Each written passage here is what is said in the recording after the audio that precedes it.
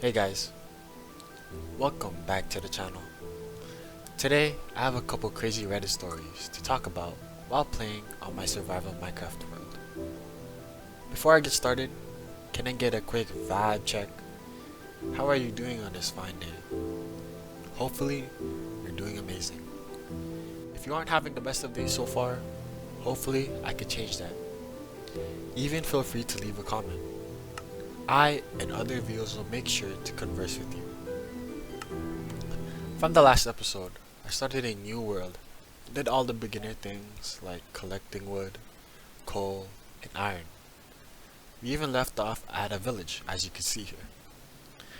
In this episode, we do a lot of exploring and find a couple cool structures, so stay tuned. Let me stop yapping, even though I am the yapper one, and let's get into the first Reddit story. If you'd like to follow along with me, the first Reddit story is titled, "My roommate faked the stalker for clout, so I became the stalker." My ex-roommate Sarah started posting TikToks about being stalked by a neighbor. She never filed a report, never named anyone, just vague stories about being watched and not feeling safe. Her videos went viral. She got a flood of support, then brand deals, sponsors, news interviews. Problem is, there was no stalker. I knew because I was the one with the ring cam. Nothing ever happened. She told me off camera it was harmless acting, so I made it real. I used a burner phone to text her creepy messages, stood across the street in a hoodie once and waved. Sent her a note in her mailbox that said, "Now it's real." She stopped posting immediately, deleted TikTok, moved out in 2 weeks. Nobody knows it was me, but I gave her what she wanted. A story. You're welcome. So, to be honest, I have a hard time believing this story. It's very hard to go to this extent without having an actual motive. You can't just be doing this for fun. I feel like, unless you're just a psychopath, which could be. But also, why would she be confessing this if, I feel like it's very easy to figure out if it was real.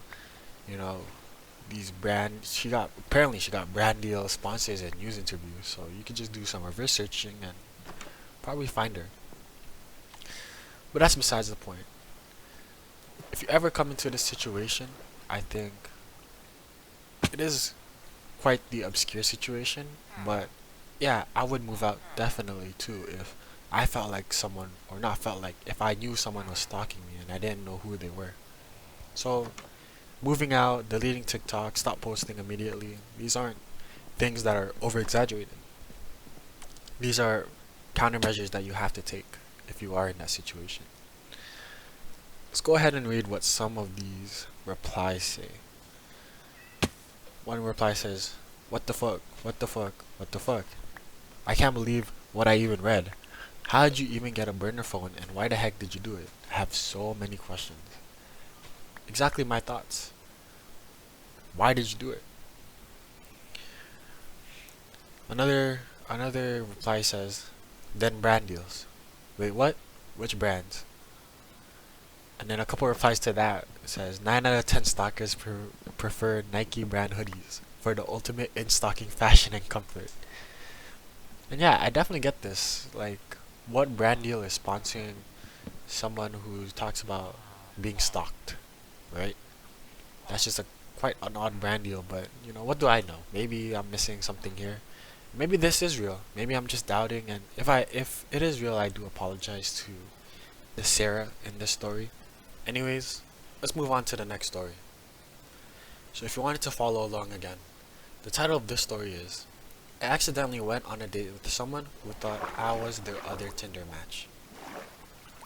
So a couple of months ago, I matched with this girl on Tinder. We had a pretty normal convo. Nothing crazy. But eventually, she asked me to grab a coffee. Chill, right? We meet at this cute local spot. She gives me a quick hug, and right off the bat she says, "Wow, you look even better than your hiking pics." Problem is, I don't hike. Like, I don't even walk briskly. I just nod and laugh it off. We keep talking and she starts referencing stuff that makes zero sense. Your dog is so cute. What was his name again? Bentley? I don't have a dog. Never have. Then she mentions how I told her I used to live in Colorado. Again, not me. I've never been west of Kansas. So now I'm trying to figure out if I have early onset memory loss or if she's mistaking me for someone else entirely. Finally, mid latte, I ask, "Hey, just to clarify, what's my name?" She looks confused. Jake? Friends, my name is not Jake. We just stared at each other for a solid 5 seconds before she burst out laughing. Apparently, she was messaging two guys at once and mixed us up. The worst part, she said, "Honestly, I thought you were Jake this whole time, but I was vibing too hard to stop." We ended up finishing the coffee, laughing about it, and weirdly enough, we're still dating. She now has me in her phone as not Jake. So that's actually a very good, happy ending. Honestly, I'm happy that the guy didn't take it too personal. It was an honest mistake, and she owned up to it right away, and she even opened up to the fact that she was talking to two guys at the same time and mixed them up. It shows the maturity level of both of them. It was an honest mistake, and they didn't allow it to get in the way of the connection that they had. They even started dating. So yeah, really happy for them. Let's read some of these replies. One reply says, "Funny story, but naming contacts as not Jake instead of your name is kinda lame. Anyways, good luck." Another reply to that reply says, "Why is it lame? Seems like a funny inside joke to me." Another reply says, "Cute as F. She'll remember that first meet every time she sees that." Yeah, I agree. It's a cute inside joke and always reminds them of the first time they met. So I like it. Another reply says, "Sounds like a story for the grandkids." And yeah, I totally agree. This is something you tell your grandkids and they won't even believe you. They'll say, "Oh, it's a lie," but it truly is a good story. Anyways, let's move on to our next story. If you wanted to follow along again, the title is, "What's the funniest reason you've been fired for?" I was in my early 20s, probably 19. I was new to the workforce and was applying to everything including temp agencies, before I understood what they actually were. I was young, still am, LOL. I overslept because my alarm didn't go off for whatever reason, and on my way to work, got hungry AF and stopped at McDonald's for something quick. Got there with the bag in my hand to put the rest in the fridge for later and clock in. The boss walked up to me. "You're late. What happened?" "I overslept. Sorry, sir." He replied, "What made you think it was okay to be late and stop at McDonald's?" "I was hungry. I can't work hungry." His final response was, "You're free to go. I'll notify your agency. I hope McDonald's was worth it." Aftermath? It was a first offense, but his expression the whole time made me want to die laughing. It was a temp job, and they gave me a new assignment. No harm, no foul. It's still funny AF to this day. So honestly, I kind of see where both sides are coming from. For sure, if you're not fed or if you're hungry, you're not gonna work efficiently. You might even come off the wrong way to some coworkers. But at the same time, if you're late, you should make it your objective to come as early as possible, right? I know it's a genuine mistake, but honestly, there could be some other alternatives than just stopping on McDonald's on the way. You could have Uber Eats during your lunch break, something like that. Or if there's a cafe at your work, just eat at the cafe. I feel like maybe getting McDonald's was a little bit unnecessary. So I could see the boss's perspective as well. It's a genuine mistake, you owned up to it, and thankfully, you weren't fired from this job. It was a temp job in the end. So let's read some of these replies. So some of these replies are the funniest ways that they've been fired. One person replied, "Fired for refusing to provide my newborn child's footprints. Provided all of the hospital paperwork. They wanted a birth certificate as well, to which I told them they were no longer issued at the hospital. So they asked me for the footprints. Told them absolutely not. You have all the documentations you need. So they let me go 2 weeks later. This is absurd. If you truly did give all your paperwork from the hospital, then I don't think there should be an issue, and there definitely isn't a need to give the footprints. So yeah, that's definitely one of the funniest and unwarranted ways to get fired. Another, little bit longer reply says, for being late by a few minutes, a few times. Talking maybe 3, maybe 4 late minutes, or late arrivals, sorry. But hold on, this is why it was funny to me. I worked for a man for probably around a year at a sushi place. Towards the end, I ran into a rough patch and would have to call a cab for work, and on occasion I was 5 to 10 minutes late. Okay, I understand him being upset with that.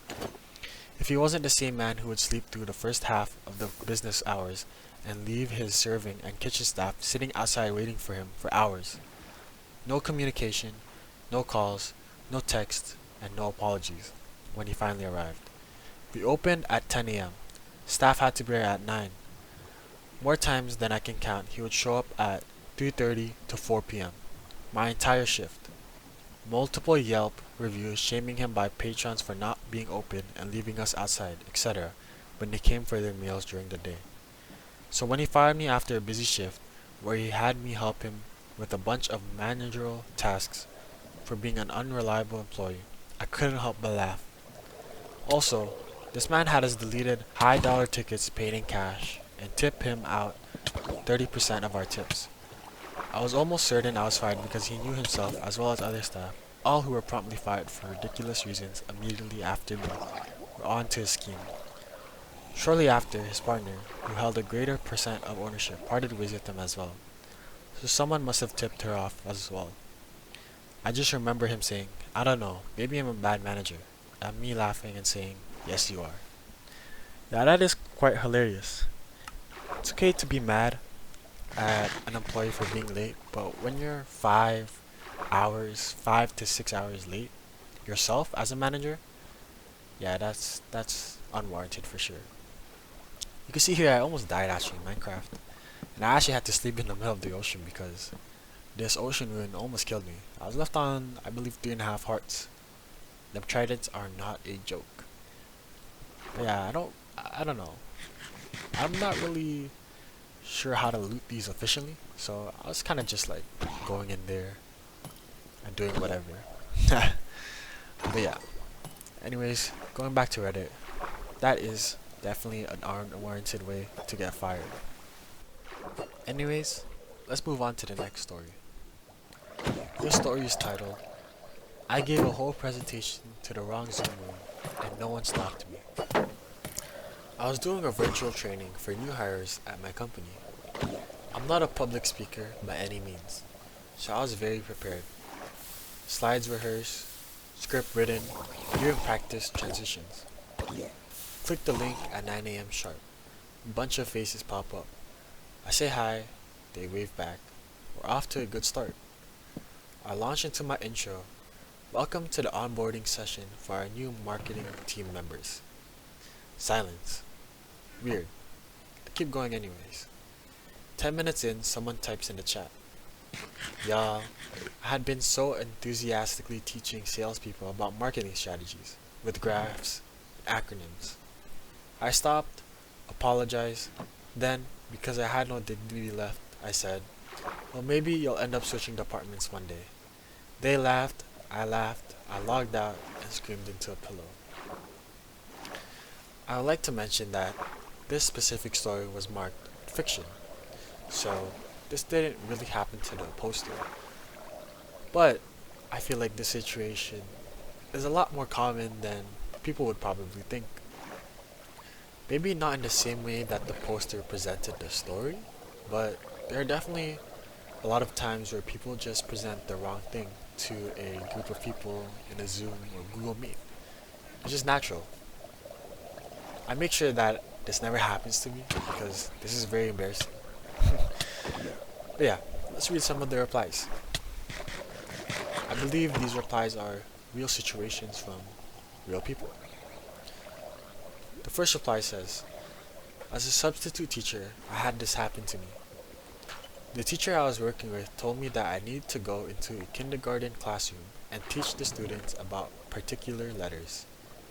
She kind of gave me a little checklist of things I need to do, talking about capital letters and lowercase letters, and the sounds they make. I walked into the classroom and said I was there to teach letters. The teachers and aide rounded up the kids and sat on the floor in front of a whiteboard. I thought I was doing quite well until the teacher I was working with came in and asked me what I was doing. I told her that I am teaching letters. She looked at the teachers in the room and asked why she didn't stop me. The kindergarten teacher said that I seemed to know all of the letters that they were working on, and so she just let me go ahead. What the SPED teacher I was working under did not realize was that she did not specify that I was to take the SPED students out of the room and work on letters in a small group. I had been doing letters in his classroom for about 10 minutes before I was stopped.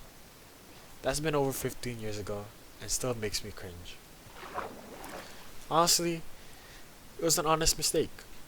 The teacher didn't really tell you that you were supposed to bring out the SPED students. Sorry, so you're supposed to take out the SPED students out of the room and work on letters in small groups. She didn't specify that. She just said, teach the classroom about uppercase and lowercase letters. So honestly, while I could see how it is cringe, though hopefully you don't beat yourself up too much about it. It's an honest mistake. Let's read another reply. This reply says, during graduation days, my professor told me he got into the seminar room, taught 1 full hour on a theoretical physics. The topic was tensors. He was asked to teach a small topic.